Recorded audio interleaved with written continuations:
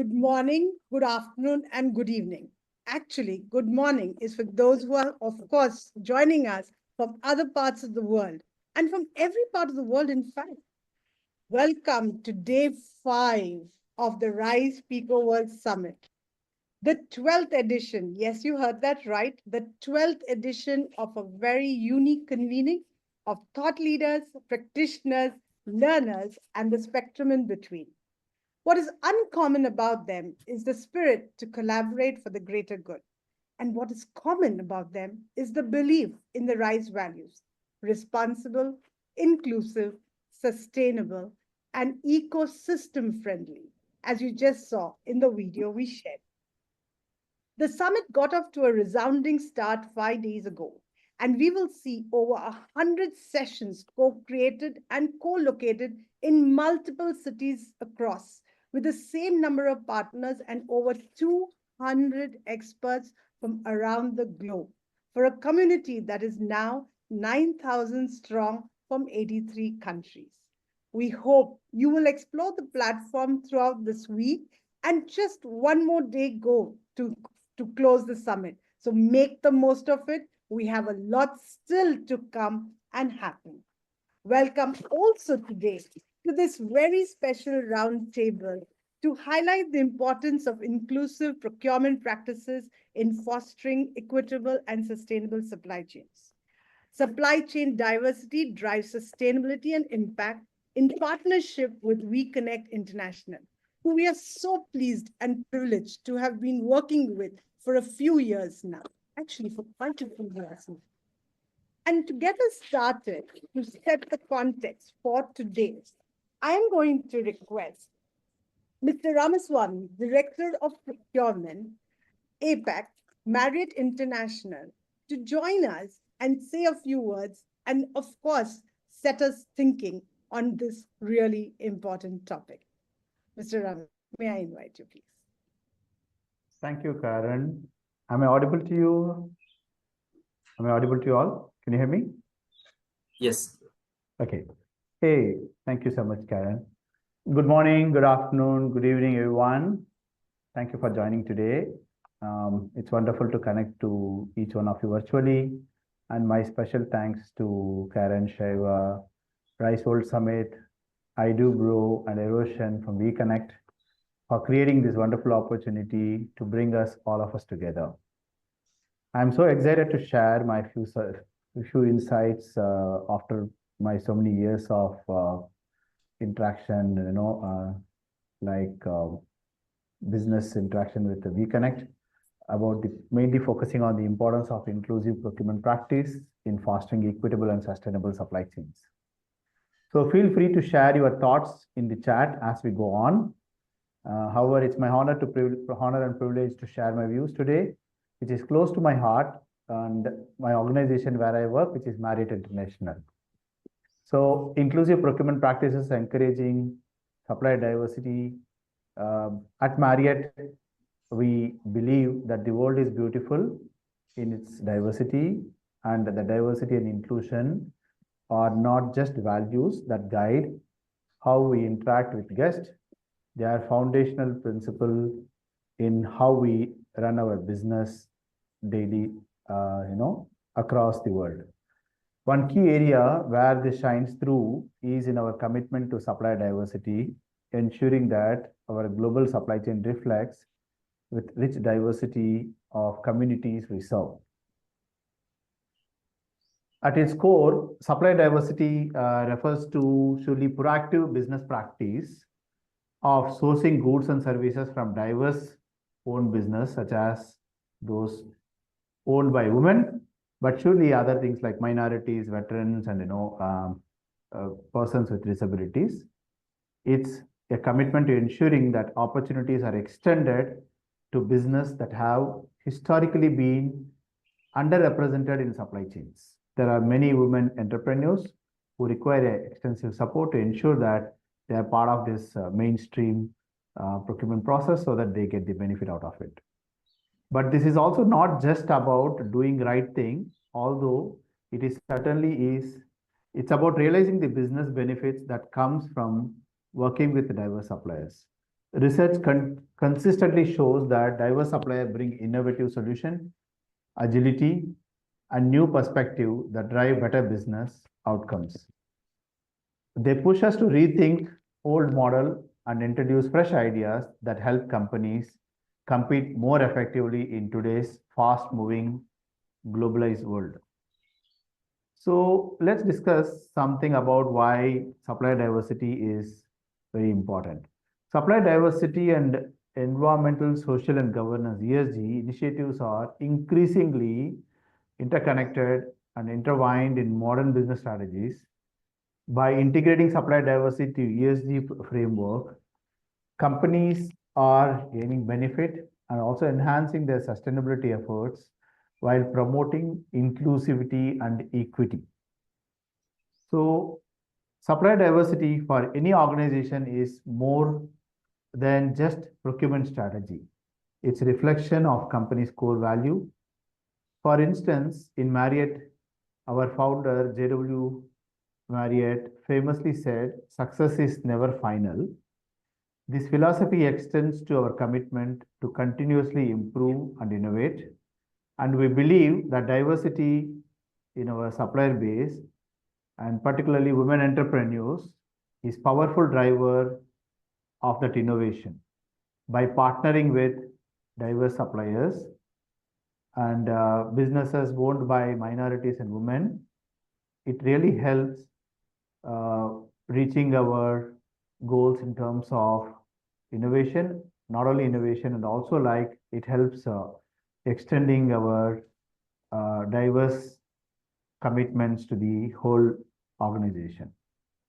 Supply diversity programs also fosters economic inclusion, promote equitable growth, and generate positive impact across industries and communities.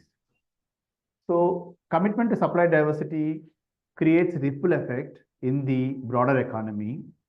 When we engage with the diverse suppliers, especially small business, contributes to generating jobs, wealth generation, and economic stability in the community where these businesses operates.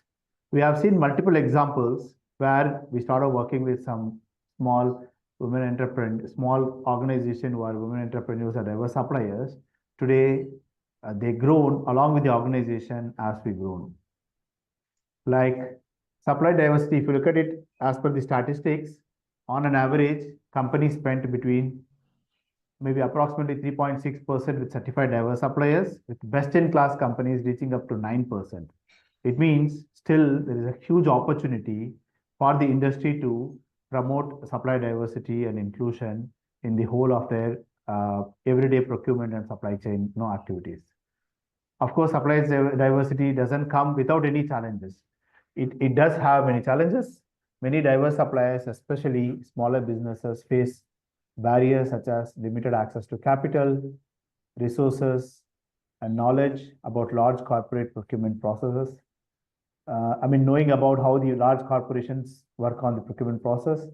But partnering with various organizations like WEConnect, where we are closely associated for last more than 15 plus years, and through the mentorship and training program, it helps suppliers to navigate or overcome these complexities of working with global buying companies.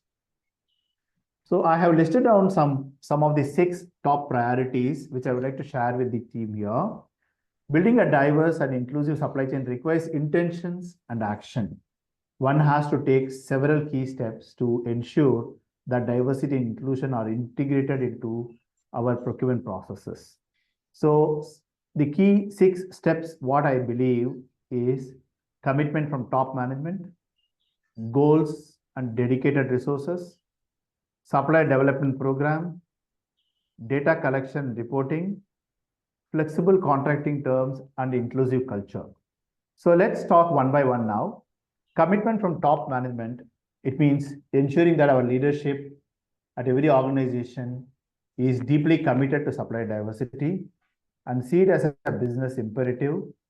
It is not just about checking a box, but it's about making a lasting, meaningful partnership that benefits both company and communities what we serve.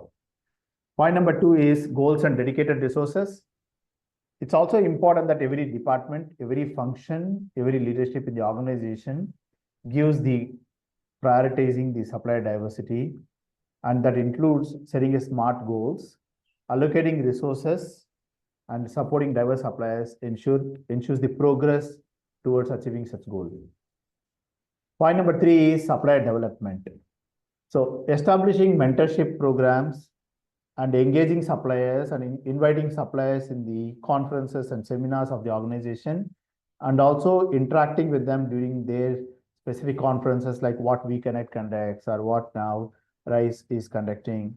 So what happens, it helps the organizations to learn more about the diverse suppliers, and at appropriate time, they can include them in the RFP process. And in addition to these 3 points, what I discussed, the 4th point is about data collection and reporting. It's important to know what the organization is doing within the system currently and understanding the like spent analytics of how much they're spending with diverse suppliers, and then creating a clear plan and measuring it month after month and quarter after quarter or every year after year will help in terms of achieving their long-term results. And creating a flexible contracting terms. Surely, certain large organizations have robust contract terms, but to promote diverse suppliers, re-looking into some of the terms like payment terms, flexible payment terms, flexible insurance requirements to accommodate the needs of the small and diverse suppliers, and ensuring the diverse suppliers have the necessary cash flow will also help thriving them to grow along with the organization. And last but not the least is inclusive culture. I think it is not just about the procurement team focuses on the supplier diversity. It's also about responsibility of procurement team and our leadership talking about the supplier diversity among other functions such as HR, finance, or engineering or any other department is associated, because procurement is a bridge between the supplier and the user team. So its user team also equally important in knowing about the inclusive culture so that it helps organizations to achieve the larger goals in terms of the supplier diversity. So however, partnering with WeConnect is really helped Marriott in achieving these goals. We do engage on every conference, many conferences with WeConnect regularly. I remember in Marriott, like when we started the journey somewhere in 2012, we started engaging with WeConnect where we had 40 entrepreneurs. Now we have 400 suppliers, as we have reached level of having 400 suppliers working with Marriott across the Asia Pacific, region. So I have, of course, before closing this session, I have 2 important points to share. One for the buyers and companies, and another for the women entrepreneurs. So I encourage everyone here today to reflect on your own organizational approach to supplier diversity, because every organization has different way of working, different priorities. But you need to think about, are you doing enough to foster inclusion? Are you giving diverse business a fair opportunity or a seat at the table while you are negotiating a particular category of procurement? Are you talking about diversity and inclusion while interacting with your internal or external stakeholders at every given opportunity? These 3 questions, keep questioning yourself so that you understand, this actually helps, make this as an important point of discussion in every meeting. Then what happens, it's not only just with your senior leaders, but also with peers, teams, and other business partners. But I know that there are some women entrepreneurs here in this call. As we start today, I want to leave you with a simple but powerful message. Women entrepreneurs, please believe in your unique value you bring to the world. As women entrepreneurs, you are driving change, not just in your business, but also in your communities and beyond. Your hard work, sincerity, creativity, and leadership are surely breaking barriers, and every step you take is helping many organizations to really support on the diversity and inclusion and also pave the way for the future generation. Remember, your journey matters and there will be challenges, but opportunities are boundless. Keep pushing forward, keep innovating, and keep knocking the doors of the companies for opportunities, and know that the world needs your voice, your vision, and your courage. You are not just building business, you are surely shaping the future. Thank you. Thank you for your determination, your passion, and your unwavering belief in what's possible. Keep rising and keep inspiring. The future is bright.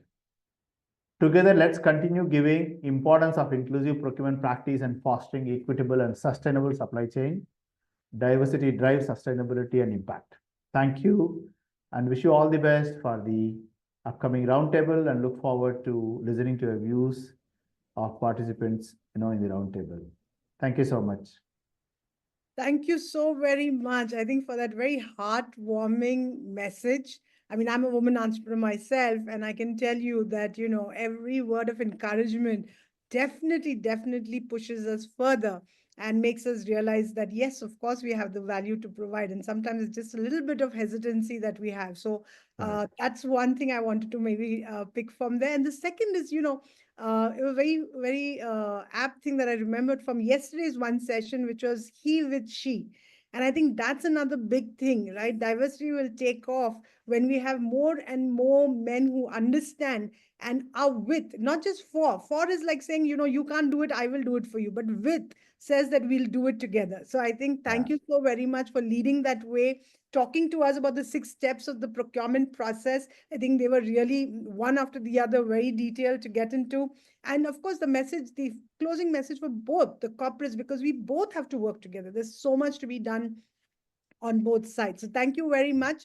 Just hold on a bit. I'm going to add our other experts who are going to be here. So at the Rise Speaker World Summit, we use a hashtag, every participant a speaker, and we really mean that. Yeah, so everyone has a chance to speak, whether it is directly in the conversation, or it is through the chat box, or through the portal that is there, of course, for the whole community to be a part of. So please make sure you use of whichever tool is available to you to get your voice heard.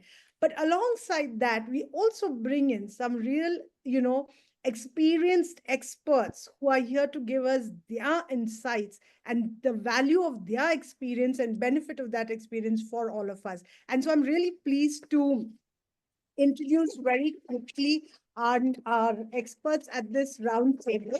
First and foremost, we heard Mr. Ramaswamy talk about WEConnect International, and they are our partners. So it is really a pleasure to introduce Eroshan Alagaretnam, the Regional Director for South Asia, WEConnect International. Eroshan, welcome. Yeah. Next, I'm going to invite Vanita Chaudhary, the founder of Radical Edge Learning. Jaydeep Mandal, Head of Procurement Plus Global Supply Inclusion and Sustainability at Accenture. We also have with us Binokshi Arora, who is ex-Axis Bank and a banker all her life, and an independent director.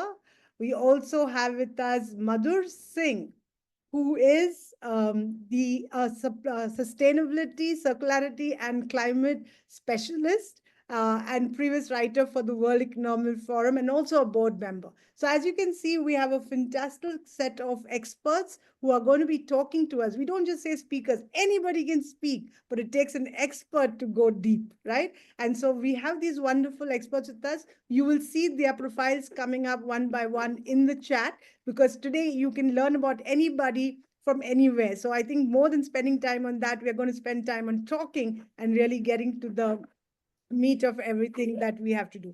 I'm going to start with Vanita, just being a little partial over here, if you don't mind, because I think getting that woman entrepreneur perspective, especially after what we just heard, is going to be really important, right? So Vanita, I'm going to leave the stage to you, and we'll all leave the stage to you, in fact, and come back very soon with the others as well.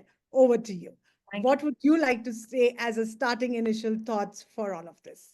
Thank you, firstly, for this opportunity to be here and share. Interestingly, Sharon, like Beenakshi, I'm an ex-banker myself. and come from an organization where CSR is highly valued, not only in India, but across the world. I worked in a foreign bank. So considering having that expertise and also working now on my own and being a part of WeConnect International, I guess I am here in a very different, I would say, responsibility of like a catalyst or like a bridge, because I think I've seen both worlds. and what do I do other than running my own firm, which is into leadership coaching, training, and whatever else I do? I passionately work with women in sustainability, from grassroots level to various tiers in our country, and help them actually with their pitches, because many times it's so unique that they have a product or a service which they strongly believe in. Like I saw just now, Neetu introducing herself about being the waste management expertise and stuff like that, right? Now, if you notice that introduction, it definitely needs a little more sharper way of connecting to the suppliers like Accenture and Marriott and maybe even an Axis Bank. So my job is to help women sharpen the way they present themselves in presenting it to the organizations. Because, in fact, I met Bharani last November in Bombay, and I was doing a session later on, same thing in Sustainability Supplier Diversity Program of WeConnect International. And I asked him, if you had to buy supplies from a woman entrepreneur, what are some of the challenges you are facing as a Marriott International, which is a huge brand, and of course we are in hospitality? One thing which Bharani said stayed with me till today, and I actually tell this to all the women whom I coach and mentor, that when they present about their organization, ideally what they should be focusing is on two key things which an organization like an Accenture or a Marriott or a large bank would need, for that matter, any organization. One is the credibility. Because you and I both know, Karen, in the market, sometimes they use the tag as sustainability, but they're not 100% sustainability. And the honesty is missing. We are not saying that you need to be 100% sustainable, but if you are partially sustainable, then in your pitch, you need to be super clear and honest that I am partially sustainable. And, I don't mind getting fully if I get some help or whatever. That's the first thing. So credibility matters the most. The second one is an organization like Marriott and like any, for that matter, looks at large scale. So as a small organization, most of the women entrepreneurs are not very large. Not sustainability cannot be a factory setup. How are you going to promise them and convince them that you will be supplying without any hassles and without any issues, taking forward? So one, the continuity in the way you want to provide. So the pitch, when we prepare, that's what we really help the women is, firstly, the purpose, the clarity, why they started, and secondly, how they are going to support and help. So I have learned personally a lot from WeConnect International, attending their conferences in India and abroad. And sometimes as women, we hesitate to be part of these places thinking that खर्चा हो जाता है यार, करें क्या नहीं, should be there, then might as well I do business. But many times we miss the big picture. We need to be present because we are the brand which showcases. And like you rightly said, this networking event here, the conference that you're conducting is such a fabulous place to be here, know each other, and help in any way. Because until you ask for help, and especially in a sustainability-based business, if you do not talk passionately about what you do, why you do, and how it is going to make a difference to the community, to the world, we are not going to get what we need. So I'm here for another hour. I'm very happy to answer any questions the women in the group have in terms of how to take it forward. I do use certain apps and stuff like that. Can we maybe come to that in just a little bit if you don't mind, right? Because I want to take this forward with Jaydeep on one more point before we close this point. So, one thing, of course, what you just said, and I definitely tell all the women right now who are here, but also who are out on the platform, please definitely, share your introductions right now. Who knows, Vanita might just coach you right here and here. Yeah. And yes, I must also add this. We are actually having mentoring sessions, free pro bono, done by some experts literally on the platform as well. So please go find those opportunities, not now, after the session, of course. Yeah. But Jaydeep, just to continue with Vanita's point that, the pitch, the presentation, the way that the women come across, how much is that a critical aspect in decision making or connecting with the right suppliers when they are, of course, diverse, yeah, based. So how do you look at this? What is it that you look for? While Vanita spoke about certain specific things, what would you as a what you call it, corporate buyer really look for in women entrepreneurs? Yeah. Thank you, Karen, for that question. And first of all, I would like to thank the RISE team for giving me this opportunity to be part of this virtual roundtable discussion. And I'm very passionate about when we talk about women empowerment and supplier diversity, because this is something which is very close to my heart. Right, coming to the question, right? So Accenture, right, it's a professional services company, right? And we are very keen in the current journey. We are looking for suppliers who are relevant to our business. Okay, you heard about that. We are talking about AI, Chat GPT, Gen AI, right? This is the future, right? And this is going to be like we are talking now about DeepSeek, right? Something which is come up in the recently last week, right? So definitely, because when it comes to product or services that is offered by the women-owned businesses, right, we are always looking for those relevant services uh, that is related to Accenture business, so that we can deliver 360 value to our clients, right? So that's very important. At Accenture, like we started our supply diversity journey way back in 2006. It's long time now, almost like close to 20 years. And we have a very unique program for diverse businesses and small businesses that we call it as diverse supplier development program, in short DSTP, which is like a 12 to 24 months mentorship and development program for diverse businesses. And the purpose and the aim of this program is very clear, that we need to grow, foster, and develop those businesses, okay, who can add value to our business, right? When we start onboarding those supplier, we make sure that how they can contribute to our journey, right? That's the first thing, right? We cannot just go ahead and onboard any supplier, because they have to be very relevant to our business, right? Because when I meet suppliers during WeConnect and other forums in India, we have seen a lot of suppliers are around gifting, merchandising, training, wellness, mindfulness, right? But those are still we need, but still we are looking for suppliers who can support us on the sustainability, on the cloud, on the AI and Chat GPT, and this is what the future is, right? Yeah. So as part of this development program, we align them with some of our top internal leaders like MDs and ADs, okay, who are also again committed for like to spend 3 hours in a month with them. And this journey will be for 12 to 24 months, depending on the country where we are running this program, right? And not only that, right? So when we select or identify any mentor, right, the mentor has to understand the line of business, what the supplier providing to Accenture, right? So that he can provide the right guidance to those suppliers, right? Apart from that, we are also driving monthly symposiums and workshops on different topics, okay? The topics can be on like best practices on financial management, it can be on sustainability, it can be on growth strategy, pricing strategy, design thinking, digital marketing, then the procurement model that Bharini talks about, right? They should understand, right, how the procurement model at Accenture works, right?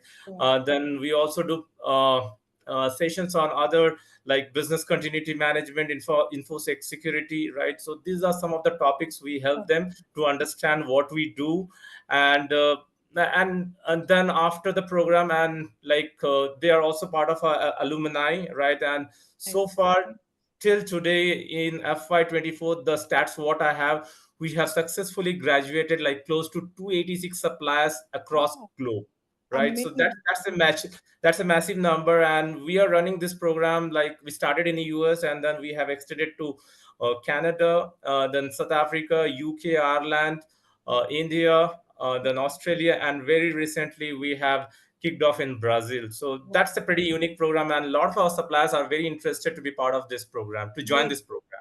Great. I hope all our members of the community who are from the countries that you just mentioned, Jaydeep, are listening really hard. We also did something very special for Canada, actually, women entrepreneurs in Canada. And this year, later today in the evening from 7:30 to 9:30, we actually are going to be having a session by someone from Canada, flourishing startups, to talk about these things. So Jaydeep, thank you for sharing so much about what is the possibility. And as Vanita said, that there are so many things that a corporate is looking for. So understanding the process of the corporate, what is it and how they want to do it, becomes really important. So Vanita, before I let you go, you said that there are other ways that you can help women entrepreneurs to maybe kind of meet the challenges that Jaydeep also brought up. And of course, what Bharani had already spoke right at the beginning itself. So maybe you want to maybe share some of those tips. I'm sure they will really like it. So go ahead, please. Sure. So actually, Karen, one, like I said, when you start a year, when you have this goal setting for your organization, and exclusive sustainability, where many people don't even understand, it's all the more extra work for the women entrepreneurs or any entrepreneur in sustainability to first get their head around explaining it to someone and what it really means. So why personally, when I coach people, I actually tell them, one, get in touch with the organization like yours or WeConnect International. And in India, we do have sustainability groups. If you go to Instagrams and other places where women entrepreneurs should be part of it and make it in their daily agenda. And even if they are busy, they are not able to do it, they need to hire students to actually handle their social media, where they comment, where they are seen, where they are known. So Instagram is another great place where people to comment, like, understand your business and sort of make you bigger. Other than this, I think it's also, important to be industry specific networks, especially if you're into waste management or water management. Are you part of the groups where, MSME and in Government of India has come out with so many platforms that you can actually connect. So being part of those organizations, and like you've taken such an effort to bring all of us together and across the world for people to get it. There are people like you who do it. So are you connected? And the other thing is there are tools and technologies. For example, there are particular platforms for supplier diversity. The one that I know a lot of people use, I don't know if women in this group use, is supplier.io. This actually tracks supplier diversity, spend and impact that you can do. And that becomes easier for you to present in your pitches and when you talk about that. So this is something that I vouch for. And there's another one called CONNXUS, capital X. Maybe I can put it in the chat box for you. Actually, this is the matchmaker kind of a app and tool which diverse suppliers with can connect with the corporations. So these two I have seen people use and make the benefit out of it. But I think, one, congratulations for all the women who are here. That showcases that they're interested, want to be seen, and that's the first step. So be there, understand your business well, and know how to present it, because end of the day, facts tell, stories sell. So you need to know how you present and how you bring yourself out there, which makes a difference. Awesome. Thank you so much, Vanita. And don't go away too far. We obviously are going to bring you back, but please put it in the chat because it'll definitely be of great value for our, members. Absolutely. Yeah. So thank you very much.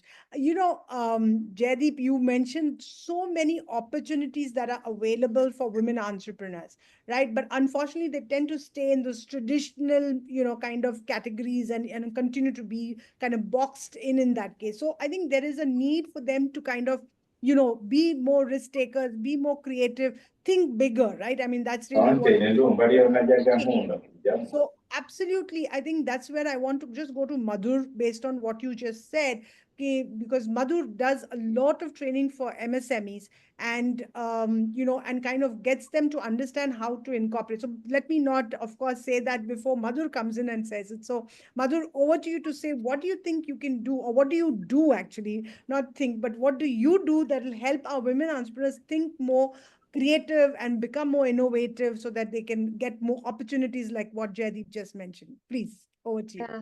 Thank you. Thank you for having me here, Karen, and for this question. I've really enjoyed the conversation so far. I think a lot of very important topics have been covered, issues have been covered. One interesting emerging area where a lot of startups are going to thrive and have a really big role to play is, of course, sustainability and climate change, right? And here we're finding that increasingly we don't have the silos between women founders and male founders that we do elsewhere. But at the same time, a lot of startups are facing difficulty in being able to be startup ready. So it's not just about women owned or minority owned or veteran owned. These are just smaller businesses that have new technologies, new business models, new products to offer. And if we're looking at a worldwide shift in energy consumption, in patterns of consumption in business models, of course, they have a big role to play here. So what I'm doing and attempting to do more of is to have more and more supplier programs to train them up to get corporate ready. And in fact, the Bangalore Pavilion of Rise Pico World Summit is going to have a session tomorrow where we're going to be talking about how to get startups corporate ready. And we're going to be tackling a lot of these issues in some depth. So I encourage and invite all of you to attend, please. So yeah. Fashion show, right? Tomorrow. That's yes, that's true as well. Amazing. Yeah. Yeah. Great. Yeah. So, well, there's a lot of interesting stuff happening in Bangalore tomorrow. There is a fashion show. It is connected to sustainability because it's brought by an organization that has run for about 20 years, run a neighborhood education initiative that has scaled up to a level where students have graduated and gone on to work with companies like Salesforce. They also have a community outreach program where they have self-help groups that are now producing these garments using Indian weaves on Western cuts, so sort of squaring the circle. Also, other interesting stuff like, a repair workshop. We don't have to toss away our mobile phone. We can learn to repair it and reuse it and extend its life. So yeah, tons of interesting stuff. But coming back to what we were talking about, just capacity. Before you continue, sorry, Madhur, I'm just coming. I mean, why don't you tell them where is the Bangalore event going to happen? Because that will help more people to join you all tomorrow. Or online, either of the two. Yeah. Correct. Yeah. So you can find us in the agenda and sign up online for our sessions. We're having 3 sessions. We begin at 10:30 with a session on the basics of financial literacy to find financial freedom. It is especially focused at younger women because as we all know, we wait until we're married or something drastic happens in our life and we lose a partner or something to actually really begin our investment journey. But here, we're going to be inviting everybody to participate, not just young women, young entrepreneurs, everybody. The second session at 12:30 is about creating a zero waste office. And it's being conducted by a very well-loved NGO in Bangalore called Sahas. They've been around for more than 20 years. And the third session, like I said, is going to be about getting startups corporate ready. That's going to be between 3 and 4 o'clock. So if you're in Bangalore, you can come and join us at Dialogues Cafe in Koramangala. And I'll post that here on the chat as well. Great. Thanks, Madhur. Yes, let's continue. Absolutely. Please, you were going to say about the training. I was just talking about my focus on building capacity among startups and especially startups focused on sustainability to be able to provide and supply to larger corporations. That's the line of work that I think needs a lot of focus. So I'm going to bring in Binakshi now because Binakshi, while there is a lot of opportunity and there is a need, so there is a great potential, women entrepreneurs are unable to scale because more often than not, they will cite that finance is an issue, right? Funding is an issue, right? You're the banker in the house. Yeah.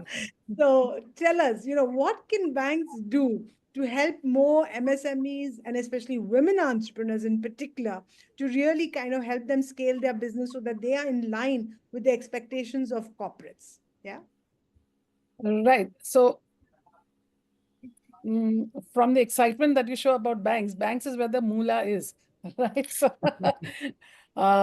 2 important things about, when people in the supply chain deal with financial institutions and BFSI sector, that is about the funding aspect. And banks and other such NBFCs and institutions can support both linkages, in the sense the backward and the forward linkage.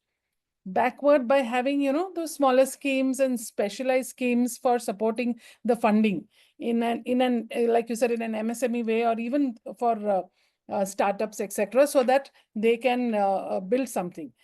In addition to that, because of the large corporate setup and its branches and the network across the country, you can also support the same business in giving them business for a start, so that you can showcase that a good big corporate is already with you.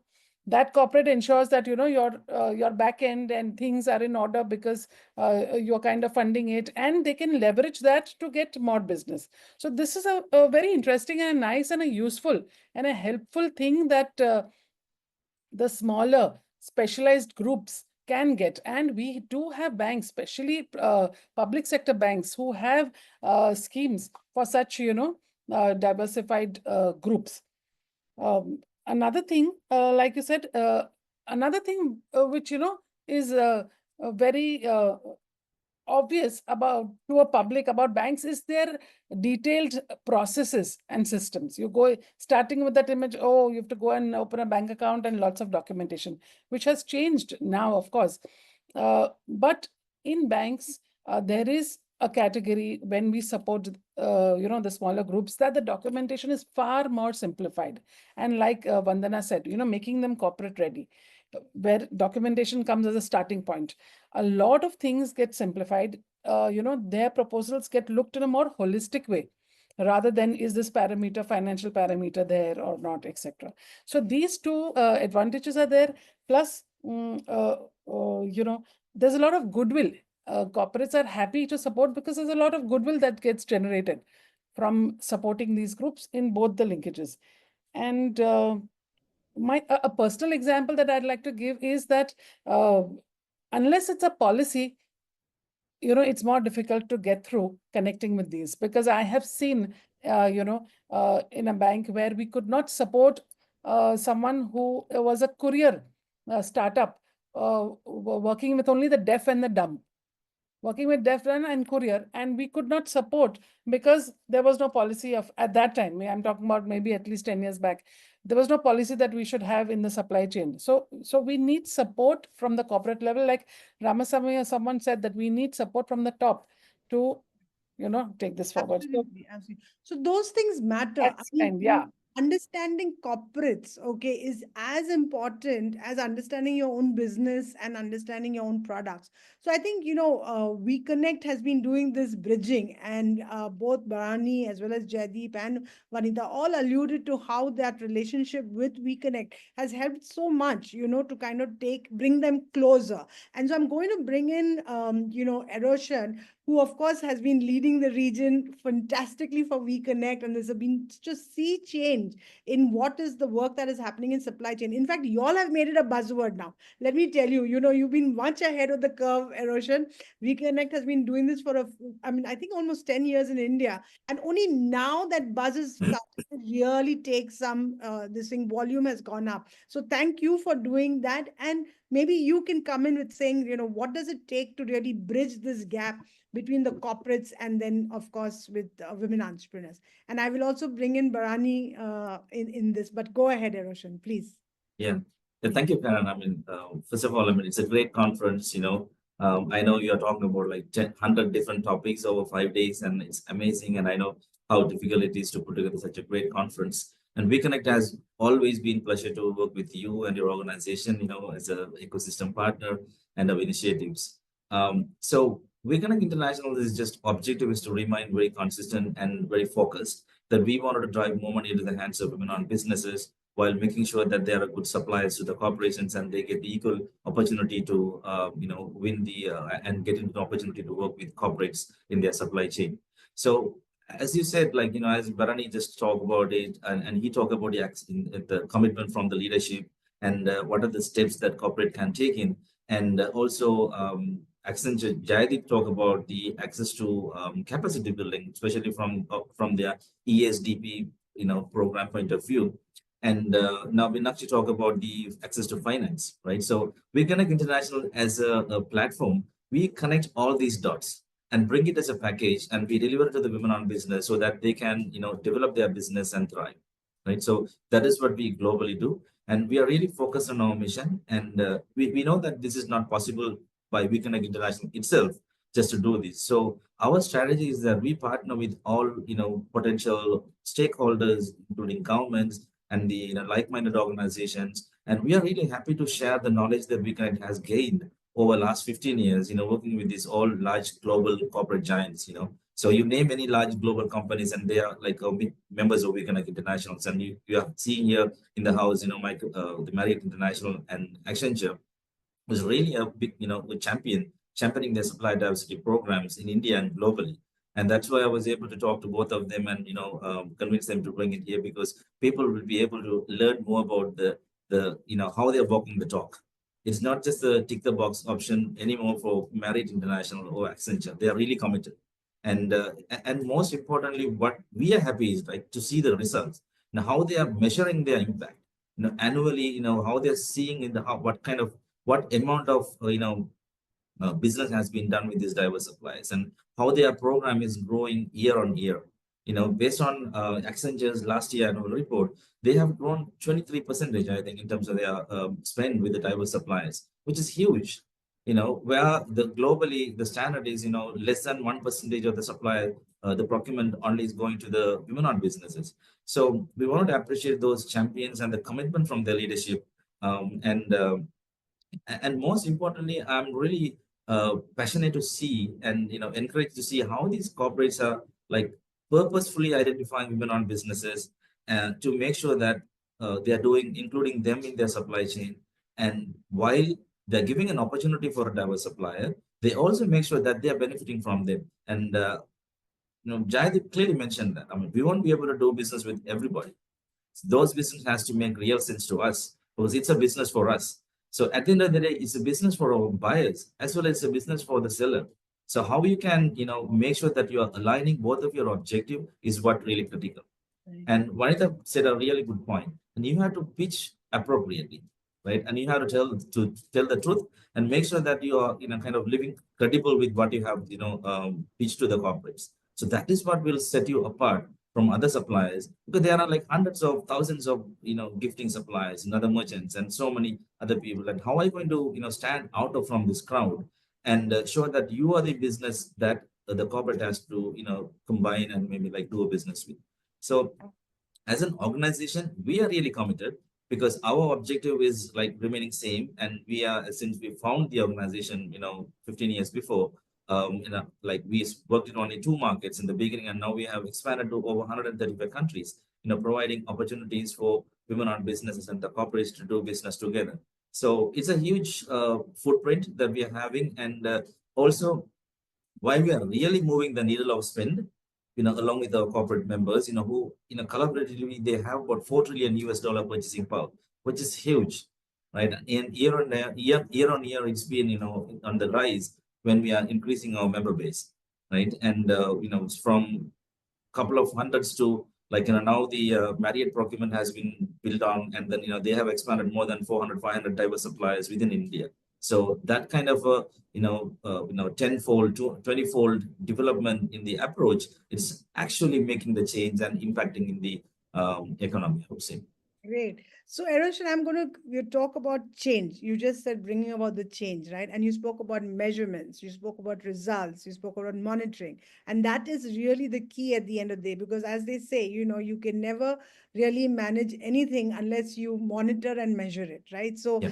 I think I'm going to ask Bharani, in a corporate setup, what are the metrics that you use? Because also what Jaydeep said earlier, and again, Eroshan kind of reiterated, that we need to it has to have business sense. It is not charity, right? It is not even CSR. It is, part of the sustainability. And that's why the title of the session also is about how diversity will drive sustainability impact. So how does this happen, and how does a corporate measure this? If you could maybe shed some light, that would be really great.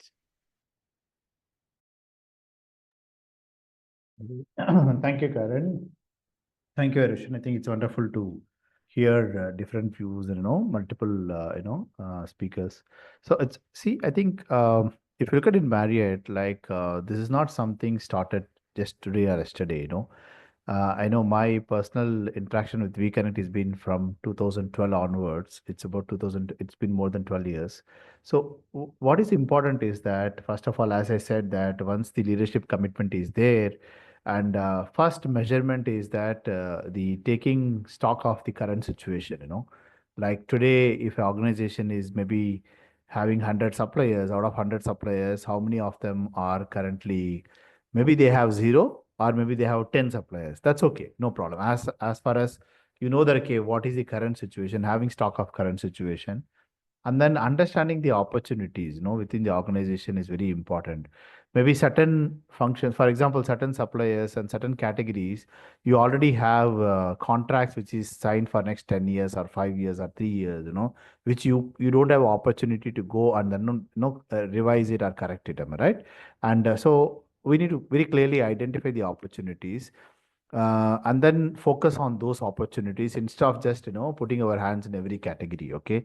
And the third important aspect is that uh, making these targets and goals of, you know, diversity and inclusion, and as part of the MBO and KPI of the each individual. Okay.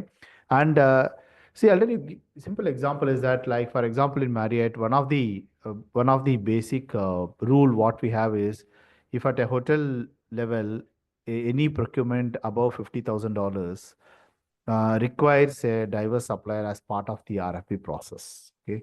If at a national level, any procurement above $100,000 requires a participation of diverse suppliers. You know, so that's one of the rule, am I right? So what happens when you set this kind of rules? It helps the organization to look at diverse suppliers, not specific to categories, which is possibly a sustainable, helping us to grow in a, you know, source sustainably, but even in every category. For example, I'm just saying Marriott has sustainable procurement priorities. You know, for example, we have to buy cage-free eggs. You know, we have to buy sustainable dry amenities. We have to buy sustainable chocolate, sustainable cocoa. That's how when I say responsibly sourced product is one part, but how do you club that again? Like, how do you also, like, you know, like in South 360 is one of the program of Marriott. Under South 360, uh, inclusion and diversity, so diversity and inclusion is one pillar of it. Truly sustainable sourcing and surrender. When I say sustainable product, at the same time sourcing from a sustainably, you know, well established supplier. No, that's also comes as part of it. And in this, women entrepreneur is one focus, but surely there could be multiple other priorities. Okay? So it is very important that there is a very clear focus. There is a continuous, training and regular engagements. For example, there are multiple occasions where Marriott, when we conducted the conferences, we invited, you know, women entrepreneurs to be part of the conference. And we do also encourage our purchase managers or the some of the stakeholders to go and participate in the conferences, you know, which is outside Marriott, where women entrepreneur or no diverse suppliers are part of the such conferences. So these such steps helps slowly organizations to move forward in the right direction is what I believe. Yeah. So, you know, Madhur, Bharani just mentioned that there is just so much of opportunities in so many different aspects of sustainable products and services, right? How or why is it that entrepreneurs are not getting it? Like even something as simple as circularity, right? They just don't look at those as opportunities. They look at it more as, you know, either because it's compliance or because, you know, it is being told that it has to be done or there is no other option, right? So where do you think is that opportunity, or how do you think we can make more entrepreneurs understand that sustainability is an opportunity and not an obstacle? Yeah. I have a little slightly different view of this. I don't think it's that entrepreneurs are not realizing. If you see the waste management space, for instance, 20 years ago, the what we would have called the neighborhood or the city kabadia, their children today are educated, they know technology, and they're bringing back new models, and they're getting into EV waste management, and they're millionaires, right? So there are opportunities, and there are enough people to take them. Are people doing things in a certain way, used to doing them for decades in a certain way? being agile enough to pivot, that might be a question. But there are tons of, well, literally thousands of businesses now into sustainability. The trouble is often scaling and product discovery. And as a journalist, as a communicator, I do see that that is one loop that needs to be closed, because there are a lot of solutions in the market. The end user may not necessarily know these solutions exist. They might know the problem that they have, but they may not know what the shape or nature of the solution is. So they don't know how to search for it. And there are not enough experts available. So, for instance, if I, as a retail buyer, wanted to create a sustainable home for myself, and I go to an architect in my small city and ask, they'll probably not know. This architect will not be able to advise me on a heat pump or on alternatives to using bricks and mortar, bricks and concrete. So there is a huge knowledge gap in the market, which is leading to a difficulty in product discovery currently. Also, certifications are really, really expensive and time consuming for a lot of small businesses. And a lot of corporates won't touch you unless they are assured that you are walking the talk. I think Vanita mentioned that, yeah, it's easy to say sustainable, put a brand on everything. And there's massive amounts of greenwashing happening. But actually, for the kind of businesses that will emerge to certify or help you get certification, by not having to spend months and years and tons of money, are still emerging. So I think there are enough businesses out there. Are they meeting the right buyers? Maybe not, but that's why sessions like this are important. Exactly, absolutely. So actually, Bharani, that's what I'm going to come back to you and also Jaydeep. I mean, both of you can answer these things. How much of a responsibility is it of the entrepreneur, and how much of it can be maybe laid on the shoulders of a corporate to make it more, accessible? Yeah. And whether technology plays a role, maybe Jaydeep, you will come in over there. But most important is even the awareness. Now, like you, Bharani, listed out literally in one breath that you're looking for this product, this product, this product, this one. But do entrepreneurs out there know? And how would they come to know? Because when you look at the classification of systems, when you register in any corporate vendor form, very difficult to really say exactly what you do because it's so generic, right? So yeah, just help us understand, how do we make this more easy for entrepreneurs, just from an awareness perspective, and then maybe Jaydeep, later you can come in and talk from a technology accessibility point of view. How do we make it? So Bharani, over to you, please. Okay, thank you, Karen. So, already see, at the end of the day, it's all about connecting dots between what is available in the market and what is requirement, am I right? So, one of the surely practices what we are trying to do for last many years is that, uh, let's say we have a Mumbai market where we are going to buy 30 or 40 different category of procurement, renewal we do send the like we do publish it in the newspaper, and then that newspaper articles are sent to WeConnect to post it in their website. So I'm just giving, see, this is one of the platform where we wanted to encourage women entrepreneurs to be part of it and then look at it. So though I specified sustainable products are few, there are many products like even as simple as we buy vegetables, fruits, or flowers, or honey, or I'm just giving example of like let's say we are buying charcoal, or we are buying maybe meat, or we are buying linen or anything. What happens? So over a period of time, we have seen that suppliers do participate. Today, if there are like when we source linen, for example, linen we source from a company called Wellspun, which is usually a large organization, but again, it's a WeConnect certified, women entrepreneur. Okay, I'm just taking example. Like recently, there was a honey RFP was conducted. So we ensured that there's a women entrepreneurs are part of this honey RFP. Okay, so what happens? It's one is surely our efforts towards identifying, but again, another is that even the women entrepreneur efforts towards reaching out to us through different platforms. That could be through WeConnect, because we also have access to WeConnect registered, suppliers database, where we try to reach out to them. So I know that this gap will not be 100% filled. It cannot be that.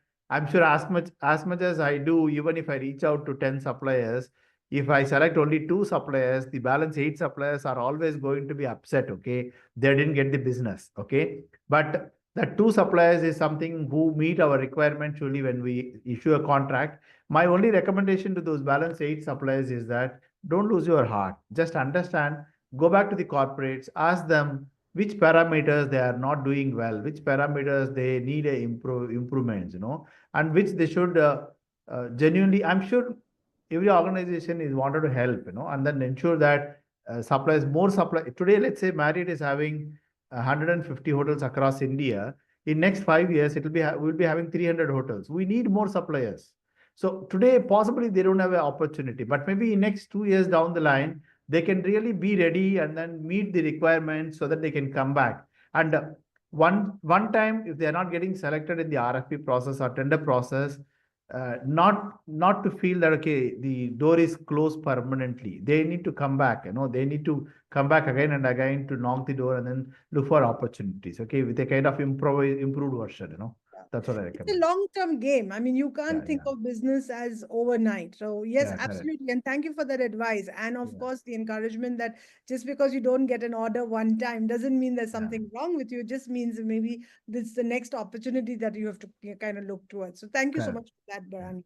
Yeah. So Jaydeep, while there are so many opportunities, do you think that there is a gap also in terms not just about the awareness, but also how you interact with the entrepreneurs? So is technology a big gap, or how do you overcome that if in case you do that at Accenture? Please. Over. Yeah, that's a good question. So, coming to that technology part, right? So, earlier, Accenture used to depend on a lot of third-party tools, a lot of platforms, as what Vanita has mentioned, Supplier, IO, Connexus, right? And even we have also leveraged Gainfront, okay, to track our supplier diversity and sustainability information. But last 2 years back, okay, we have developed an internal tool, okay, which is called TSM2 Supplier Marketplace, which will capture all the supplier diversity and sustainability information from our supplier, right? So supplier diversity and sustainability are the two important component of ESG, right? Now we have also created position in different countries. We have created the role of responsible buying champions. We have trained them so that they can track the supplier diversity and sustainable goals for Accenture in different countries, right? Just give a little bit about technology part, right? So through such capacity building programs, we also educate our key suppliers on the latest sustainability goals they need to meet in order to help us achieve our sustainability target, similar to how Accenture have target from their clients, right? And Accenture have also set targets for its key suppliers to reduce carbon emission. And the stats what I have, like 89% of our key suppliers have disclosed targets, and 96% of the suppliers have disclosed action to reduce carbon emission. And this is something which I'm talking about, which is related to scope 3. Then 100% of our e-waste relating to computers, servers, power supply devices was reused and recycled. This was published in the FY24 360 value report. Then eliminating single-use plastics like straws, plastic bottles, cup, leads, plate. Then we are also using green energy for our office facilities, like installation of solar panel on the office rooftop, and then moving to EV vehicles for our company employee transportation, right? So these are something which we are also tracking through TSM, and we are also engaging all our key suppliers, okay, to train them, okay, and they should also start tracking their sustainability efforts, right? And this will help us to deliver 360 value to our clients, right? So that's very important. And our CEO, right? So Julie Sweet, she has been a very strong advocate for supplier inclusion and sustainability, and this approach should come from top to bottom, right? So that's how we can drive this program from from US to the other parts of the world as well. Thanks so much, Jaydeep. And you were very emphatic that capacity building training are extremely critical. And I know both Vanita and Madhur are doing so much in this domain. So it's not a question for one of you, it's a question for both of you, right? What more do women entrepreneurs need to focus on to build their capacity so that they can actually reach out and grab these opportunities that's available in front of them, literally? Yeah. Any of you can go, please. I'll go first because I need to leave, like I explained, of some personal emergency. Yes. two, three things I think, Karen, that definitely is needed is one, assessment of the organization of what we are doing at every point of time. Because I see many women entrepreneurs start off with a great product, great service, and they believe they are the best in what they are doing, and they lose track of what's happening globally. So one, they definitely need to know where they are, take critical feedback, and then move ahead to see what else they can do. So one, assessing what's happening now. That's absolutely important. Second is be ready to upskill, because what worked yesterday is not going to be working tomorrow, even in a sustainability space. And today with technology, like rightly Jaydeep said, there's so much happening with the chat GPT, tons of things. How can you make sustainability using tech? And if you are one of the people like me who are tech handicapped, don't worry. You can always partner with somebody who's very good at it. And women, again, I see this personally, hesitate to collaborate and partner. Okay, with the fear that they will get burnt or their ideas. So one, we need to understand that nothing is guaranteed. Okay, if it fails, if it burns, take it to your stride and move ahead. And we learn from our mistakes, but do not hesitate to collaborate. So one of the ways to capacity build is, if I cannot provide, I can always collaborate and get someone to work with me to make it bigger, larger, and mightier. And that's how exponential growth happens when you believe. And if you notice, most of the women entrepreneurs who are in billionaires list or millionaires list are the people who are collaborated, either with siblings or either with someone, and the growth happens. So just to summarize what I say is, one is always have a grounded approach to what you're doing. Be ready to take critical feedback from internal team as well as external agencies.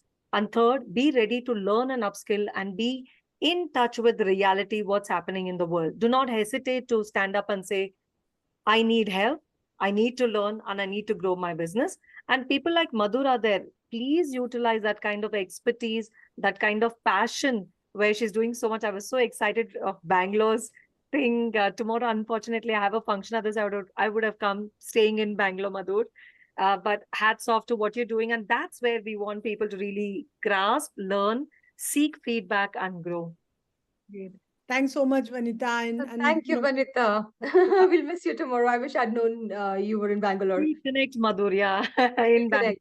Yeah, okay. Yeah, I agree absolutely with everything that Vanita said. I'd say we need to put ourselves out there more. Also, I think, Madhur, if you don't mind, I just want to thank Vanita because she does need to leave. There is a personal emergency, but thank you so much, Vanita, for joining us. And we look forward, and I hope all our women entrepreneurs who are listening to you, reach out. And of course, we continue to partner and collaborate together. We definitely will collaborate for sure. Fabulous job you're doing, Karen. Thank Hats you. off. So thanks, Eroshan, for getting me here, and you too, Karen. Really Thank you. loved listening to each one of you and your perspectives. I have made some notes that I can take it to the other women that I would be talking. What a lovely, lovely conversation. Thank you so much. Bye-bye. Bye, Bharani. See you. Bye. Great. Yeah, sorry, Madhur. Please. yeah, go ahead. no problem. I was saying we need to put ourselves out there more. And I suspect too many of us, when we're younger, have so many bad experiences that we are afraid of networking. We get a little wary of collaborating. And certainly, there is no mentorship available in many professions. As a journalist, I can tell you there was absolutely none. Maybe I was one of the unlucky few, but I don't think the unlucky ones are few. I think they're the majority. So yeah, I think the part where I would take on from what Vanita said is to have more fellowship among ourselves, build each other up, create more formal mentoring channels and organizations, and create more formal networks where we can help each other build up. So, Madhur, I know you're a board member of NGOs as well, but I also want to maybe bring in first Vinokshi's, view on governance in both corporate as well as in NGO, because she's looked at both sides of this equation, right? So, Vinokshi, when you're talking from a board member perspective in a corporate, and then how NGOs also need to incorporate that level of professionalism, because then it builds their capacity, because we are talking of capacity. So maybe you could touch a little bit about this aspect. And of course, Madhur, please feel free to come in because you also are a board member and can give that. Please, over to you. Yes. Most of the NGOs that we have also dealt with in the past, we find that they do have a separate section and a department and people who will help them with all the documentation, filling and what is the requirement of corporate. So that makes it very easy. On the other side, even the corporate is doing a hand-holding with the NGO many a times, in helping them just cross the bridge so that basic things, they sail through. After that, when they get a platform, they just kill it. When you get the platform to talk about it, then it's over to them. So that's again a stage comes wherein a lot of documentation is required, when you need to give your reports and you need to ask for funding in certain formats and things. So some amount of help again over there, but by and large it's much better over the years than what it used to be earlier. Definitely much. And then there are also separate organizations like Center for Civil Society and many who help NGOs groom them up for these things. Right, right. Not civil society, that's a public, there's an So, as- Meenakshi, I like I said, I wanted to just talk a little bit more on the board aspect. So having a board, how does having a board make a difference to an organization, like an NGO especially? And, how does it work when you kind of look at that? And Madhur, as I said, please feel free to step in at any point. Not a problem. Yeah, please go So, ahead. through the board, the main thing will be the networking. Board will be able to bring so much value and connects through their channels and link the NGO, for various things, for funding to start with, and thereafter for support, all kinds of support line functions. Right. So Yeah, So Madhur, that, you want yeah. to say something? Yeah, sure. Yeah, I was going to say, very often we find, in my experience at least, I found that the startup founder gets so overwhelmed so quickly, because we have to remember they're also dealing with a lot of emotional burden. They're doing this out of commitment to things that most of us will probably pass by, right? Like and not everybody has a time in everyday life to see another person's pain and help solve it. So they're also dealing with a lot of emotional burden. And then there's a whole, it takes an army to build up an organization, right? So there are workflows and there are processes, and then there is fundraising, and then they have to be the external face of the organization. They have to be there for all of their stakeholders. So very often they're so overwhelmed that sometimes board members can step in with various roles, because I have a media background, I've often helped them with their social media outreach. Sometimes fine-tune just the messaging to get their fundraising drives right. I know others from finance can help put in place a lot of compliance-related issues. And similarly, so the board can have a really vast and very varied role to play. And very often, I think the key takeaway for me is to really, through osmosis, imbibe the drive and the passion. And what I give is very often just a shoulder, just a shoulder of support. So yeah, it's But a more shoulder than of just support can mean a lot. I mean, especially when an entrepreneur is ready to break down, yes, correct. and collapse from the burden. Again, I think that shoulder is a very, very big thing. So, Eroshan, thank you once again, for this wonderful partnership with WeConnect International and co-hosting this session with us.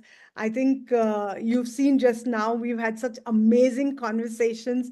It was a continuous set of insights and, of course, advisors also, actually, for both our women entrepreneurs and some for the corporate members, because we do need both sides to work together. And as I said earlier, also, WeConnect International is doing such a great job of bridging the two and bringing us closer. So maybe we can close with now some, remarks from you and a way forward, actually, to really take this further. Yeah, over to you, please.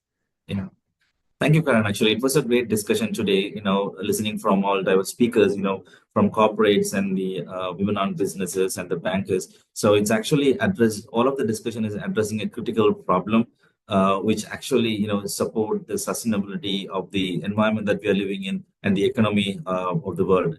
So today's discussion actually has reinforced that supply development and engagements are critical to build sustainable and resilient supply chains. And also, it's important in investing in a broader network of suppliers, for enhancing supply chain agility, innovation, and long-term business continuity. And everybody understands and accept it. I think, sustainability supply chains are not just a corporate responsibility. It is beyond that. And they are a business imperative that drives both economic value and competitive advantages.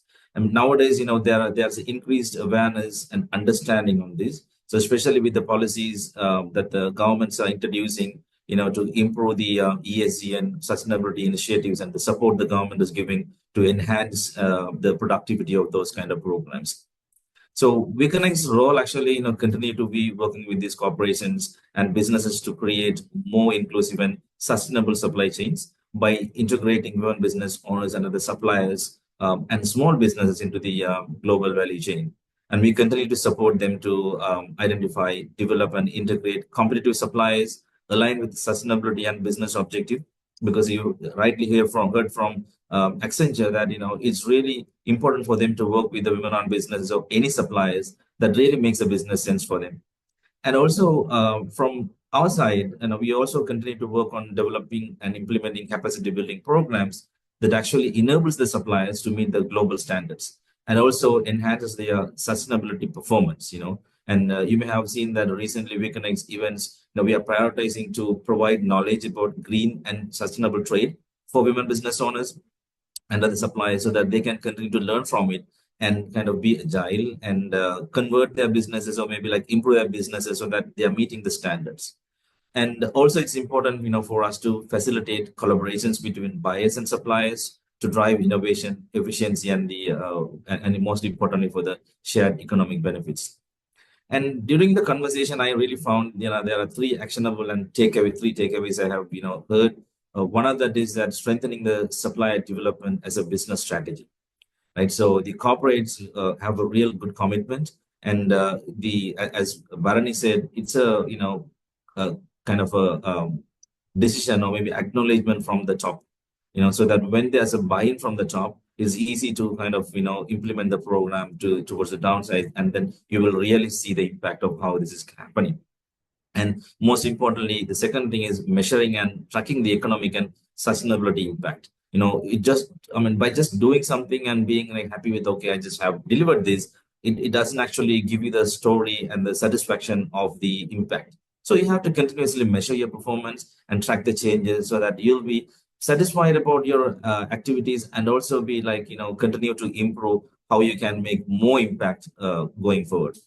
The third thing is leverage collaboration and the long-term impact, to foster the strategic partnership between corporate industry bodies and suppliers, which is really critical to, scale and sustainable supply chain solutions.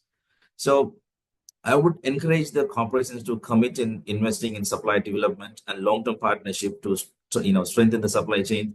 One of the recent programs, as you actually we embarked with you, in part to support the AstraZeneca organization to improve and implement their supply development program. So those kind of programs actually contribute and demonstrate the corporation's commitment towards that. And suppliers are really critical. They have to proactively engage in learning, innovation, and sustainability-driven strategies. So because women-owned business and suppliers have to step up and think about sustainability and greening their product and operations. Assess how their business is complying with ESG, the environment, social, and governance aspects, and make sure to demonstrate and clearly pitch it to the corporate so that they can continue to be relevant to the corporate supply chain.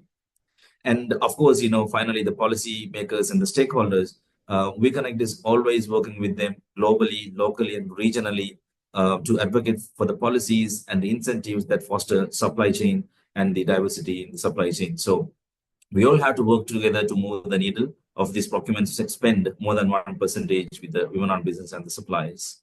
So WEConnect International remains committed to facilitating stronger and more resilient sustainable supply chains. And let's ensure that today's discussion actually translates into real action, investment, and collaboration that benefits both buyers, suppliers, and all the stakeholders, and most importantly, our nation and the economy. So together we can create an economic, sustainable economy, an ecosystem where business thrive, economies grow, and sustainability becomes the shared success story of everybody. Thank you so much for this opportunity, and we would like to continue to partner with you all in this journey. Thank you so very much, Eroshan. I think you've said it all, and therefore I'm not going to repeat anything at all. Just only to say that I totally echo what you say, and only maybe one line that collaboration is the way forward. We all have a role to Absolutely. play, and the more we collaborate, the more we work together, the more we learn from each other. I think that's the only thing that's going to push that needle forward, because it's not going to just move by itself, right? So I think thank you also for making that happen. I'm just going to close now very quickly to say that we are now looking at the last leg of the Rise Pico World Summit. So please do join us. Do check out the agenda for the last sessions. And I do want to pitch, because we have entrepreneurs at this call and at this session, that we have a really interesting piece happening later today at 7:30. Flourishing startups. Who doesn't want to flourish, right? So please come and understand and learn more about the framework and the model that Ondine Bhompa is going to talk about. She's from Canada, and she's been so passionate about working with entrepreneurs and helping them to flourish. So join us, and yes, look forward to seeing you. And of course, we'll have the closing plenary tomorrow with the Rise Awards. So with that, I say thank you very much. Have a great day, and look forward to more working good, creating more impact together. Thank you. Bye-bye.